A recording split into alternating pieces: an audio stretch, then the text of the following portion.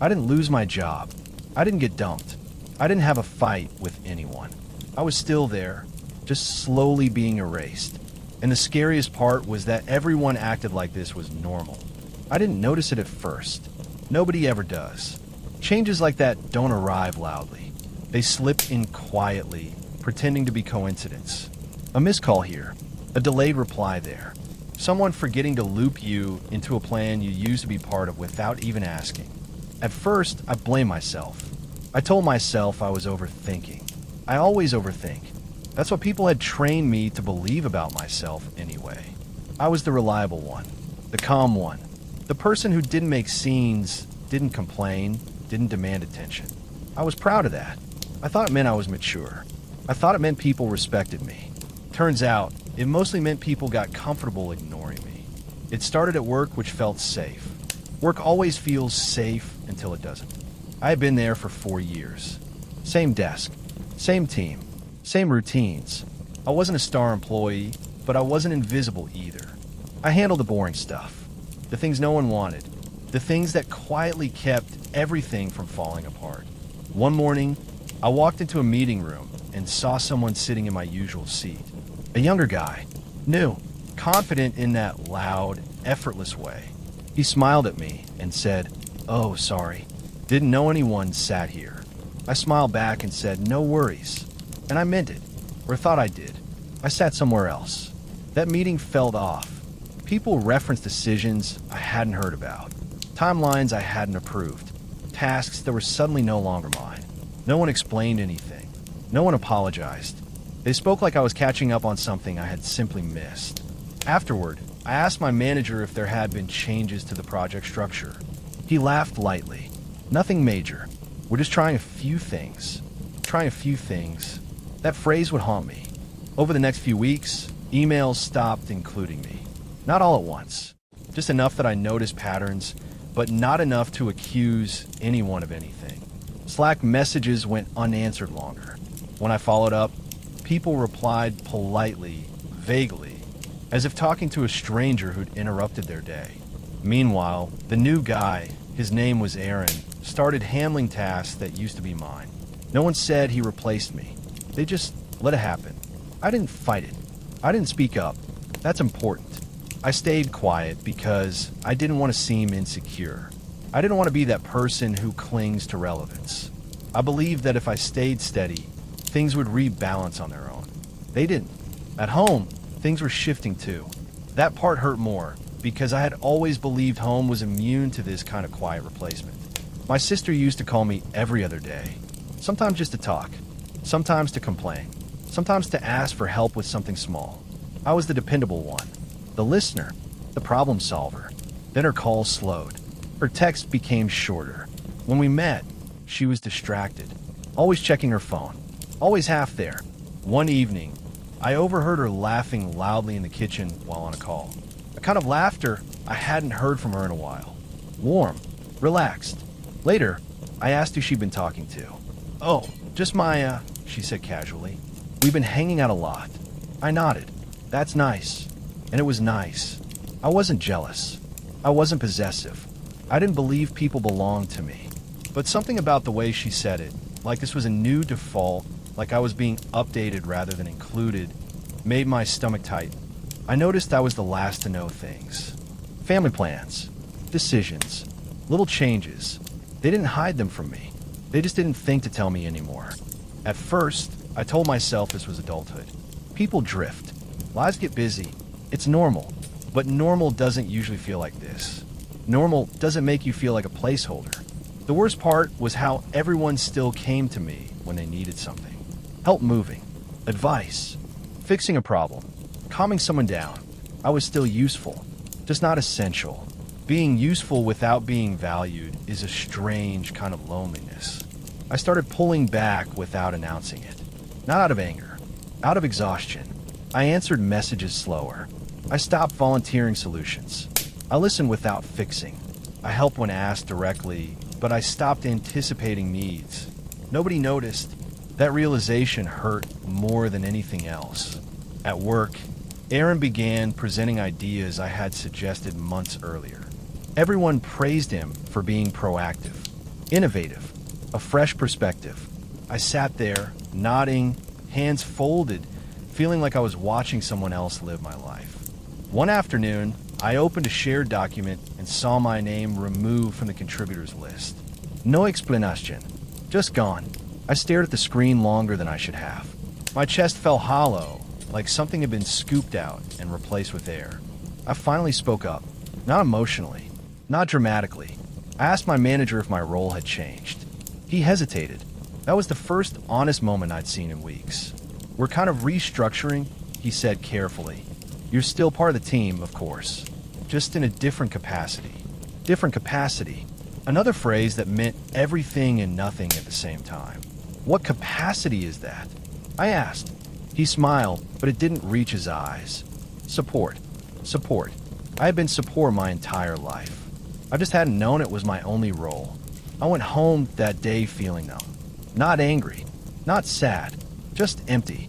Like I'd been slowly shrinking and had finally noticed how small I'd become. That night, my sister texted me asking if I could lend her some money. Nothing huge. Just until next month.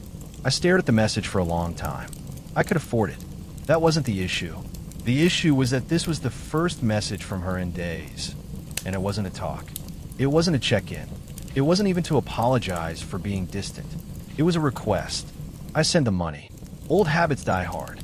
She replied with a thumbs-up emoji. No thank you. No follow-up. Something inside me cracked quietly. The next few weeks blurred together.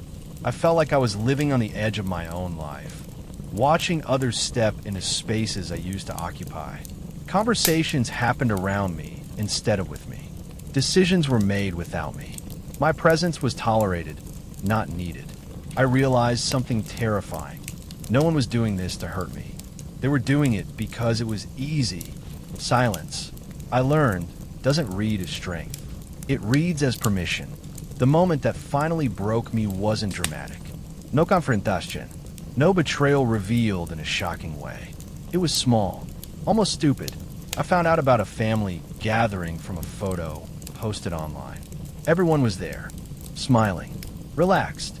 My sister had her arm around Maya. My parents looked happy, comfortable, whole. I wasn't invited, not intentionally excluded, just forgotten. When I asked about it later, my mom looked genuinely confused. "Oh," she said, "we thought you were busy." That was it. No modis. No apology that matched the weight of what I felt. Just an assumption built on years of me being the one who didn't need much. That night, I sat alone in my apartment and replayed my life like a slow montage. Every time I said, "It's fine." Every time I minimized my needs. Every time I chose peace over presence. I had trained everyone how to treat me, and now I was paying for it. I didn't decide to disappear dramatically. I didn't announce boundaries or write long messages explaining my feelings. I simply stopped filling the gaps I had been silently covering for years. At work, when tasks were unclear, I didn't step in.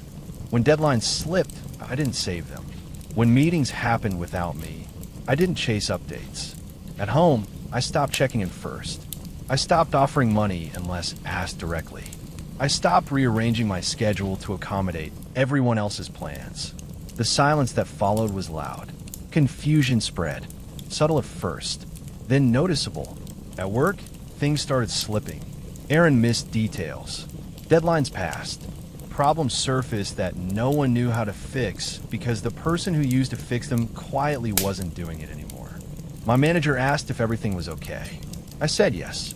At home, my sister finally called me, not to ask for help, but to ask why I seemed distant. I told her the truth calmly, that I felt like I had been replaced, that I felt invisible. There was a long pause on the line. "I didn't realize," she said softly, and I believed her. That was the hardest part, knowing no one meant to hurt me, knowing the damage still happened anyway. I wasn't angry anymore. I was tired of being the background character in my own life. I didn't know yet how this story would end. I only knew one thing for sure. I was done disappearing quietly, and whether people noticed or not, I wasn't going to make myself smaller ever again. I didn't announce my change. I didn't post quotes about boundaries or growth. I didn't confront anyone with speeches they could dismiss as emotional. I just stopped compensating. And that's when everything started wobbling. At work, the cracks showed first. The project Aaron had confidently taken over began slipping behind schedule. Not by a lot, just enough that people noticed. Small errors stacked up, details overlooked, client questions that didn't have clear answers. The kind of problems that never reached leadership before because they used to quietly catch them. One afternoon, my manager stood near my desk longer than usual. He asked how things were going. I said fine. He asked if I felt engaged. I said yes. He hesitated again, like he was standing at the edge of something uncomfortable. "You've been quieter lately," he said. I almost laughed. I had always been quiet. The difference was I was no longer filling the silence with labor. "I'm doing my role," I replied. He nodded slowly. "Right, of course." That same day, Aaron messaged me asking if I could quickly look over something. I read the document. It was full of the same foundational issues I used to prevent before they ever reached this stage. I typed a response, deleted it, typed again, deleted that too. Finally, I wrote, "Looks like you got it handled." And I meant it. He didn't. 2 weeks later, a client escalated concerns directly to leadership. Suddenly, meetings were called, processes questioned, timelines reviewed, and suddenly, I was invited again. Not because I was missed, because I was needed. That distinction mattered more than anyone realized. At home, the silence worked differently. My parents didn't reach out at first. They assumed, like always, that I was busy. That assumption had been convenient for everyone. It allowed them to proceed without checking in. It let them believe everything was fine, until it wasn't. My sister called again, this time not asking for money. Her voice sounded unsure. "Careful. You okay?" she asked. I said yes. "You sure?" she pressed. I paused. Then I said something I'd never said before. "I don't feel very close to you lately." She didn't defend herself. She didn't argue. She went quiet. "I thought you didn't need me like before," she admitted. "You always seemed steady." That word again. Steady. Like furniture. Like background noise. "I needed you," I said. I just didn't know how to say it. That conversation didn't fix anything overnight, but it cracked something open. For the first time, she started calling without needing something. Awkward calls at first. Short ones. Then longer. At work, leadership finally acknowledged what had been happening without naming it directly. They called it realignment. I called it recognition far too late. My manager asked me how I felt about taking on more ownership again. Not phrased as an apology, framed as an opportunity. I looked at him and realized something surprising. I didn't want my old place back. I wanted a new one. "I'm open to discussing responsibilities," I said, "but not returning to how things were." He blinked. "What do you mean?" "I mean visibility," I said. "Clear ownership. Being looped in. Not filling gaps without acknowledgement." He nodded slowly. This time, the honesty stayed. "Fair," he said. It wasn't a victory. It was a negotiation. One I'd never allowed myself to have before. At home, the shift was subtler but deeper. I stopped assuming people knew how I felt. I started saying things out loud. Calmly. Early. Without waiting until resentment piled up.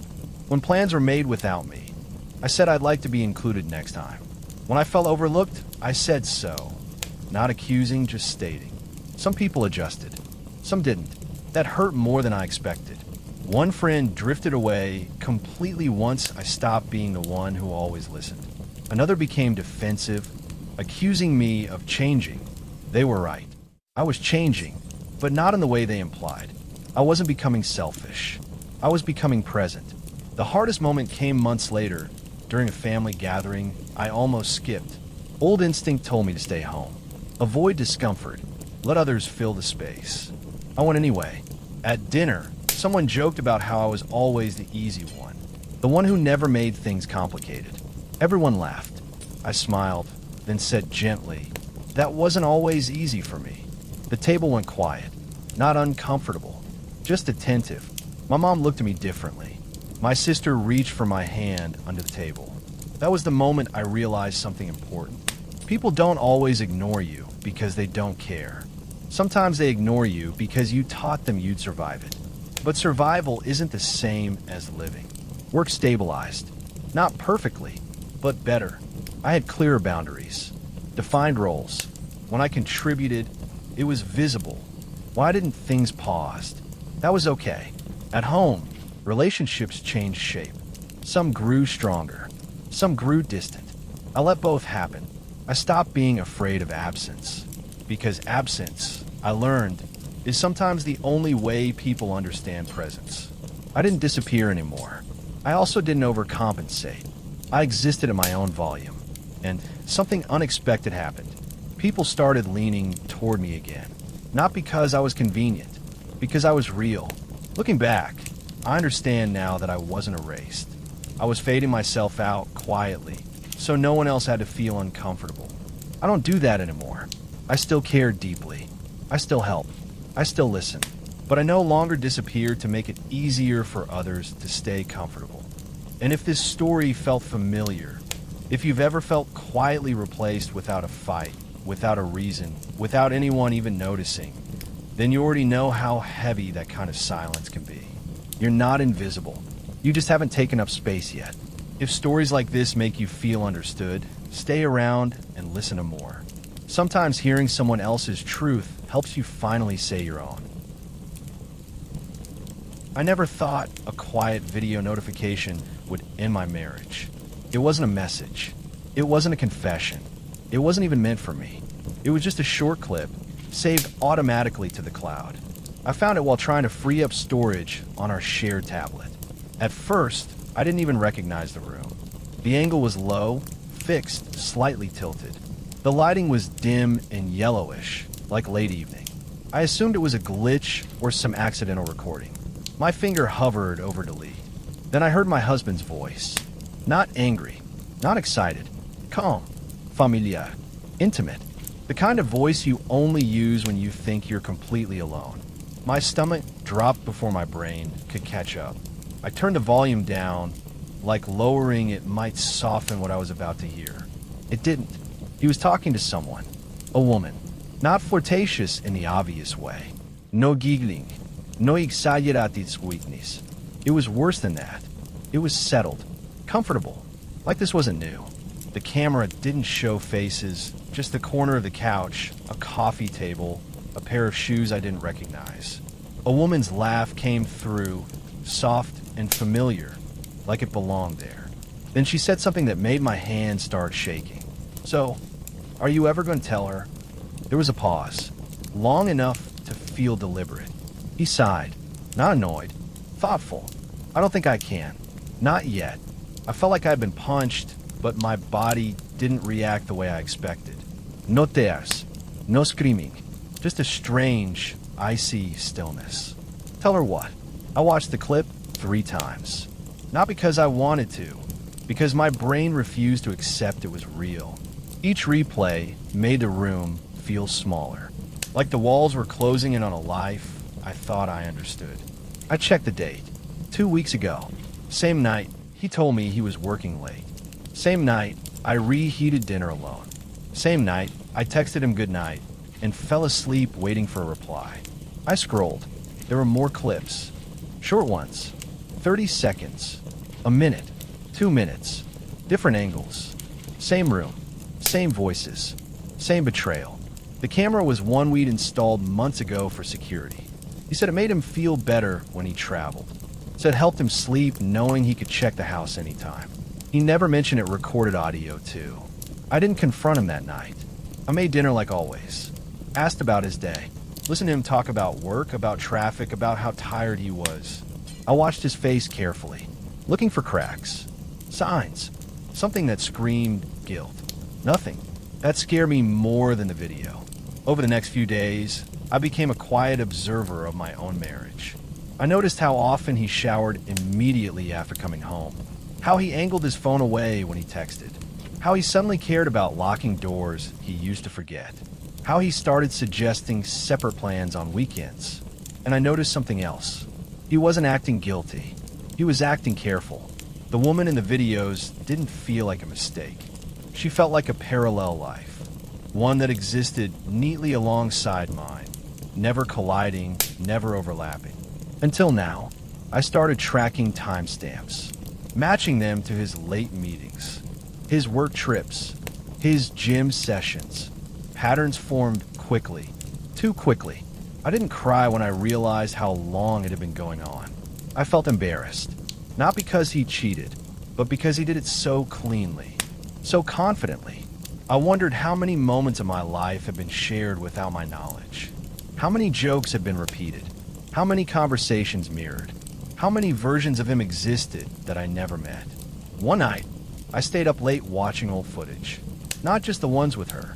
Normal clips. Empty rooms. Him walking through the house when he thought no one was watching. And then I saw it. A small detail that changed everything. In one clip, he walked past the camera holding a folder. Plain, black, thin, the kind you'd ignore if you weren't already hyper-aware. But something about the way he held it felt intentional. Protective. I paused the frame, zoomed in. There was a logo on the corner. Not his company's. Not any company I recognized. I Googled it.